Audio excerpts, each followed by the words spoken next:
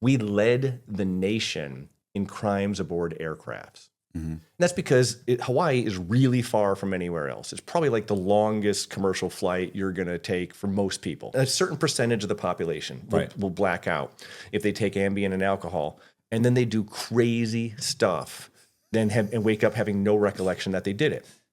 And on aircrafts, again, we saw this like 2-3 times a week at FBI Honolulu. People would like rush the cockpit, punch out flight attendants, put fellow passengers in headlocks, and just like run up and down the aisle screaming things. And then the plane would land in Honolulu. We got a call ahead. We would meet them. We'd take them off the plane in handcuffs, take them to a conference room at the airport, and then they would kind of like say, well, and they almost like wake up and say, "What's going on? I'm in handcuffs."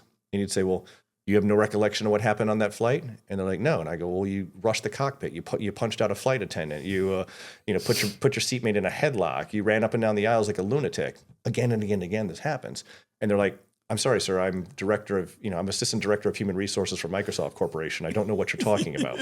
And I go, "Did you take Ambien?" He goes, "Yeah, I had a few Jack and Cokes and had an Ambien." And that's what happened, right? So what do you do with a guy like that, Matt? You're a justice guy.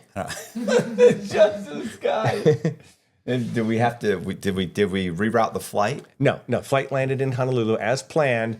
You got a guy who scared the heck out of everyone in the plane, like trying to burst into the cockpit, acting like a lunatic, disobeying flight attendants' orders. Made it like I've talked to, we always interview the other passengers also, and quite often they're thoroughly terrified at like a madman running around the plane like Conan the Barbarian.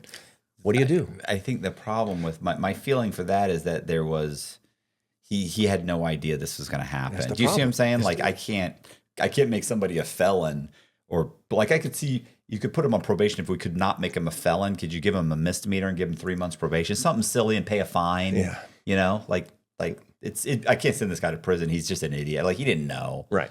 But we also need to send a statement that this is not acceptable behavior. Yeah.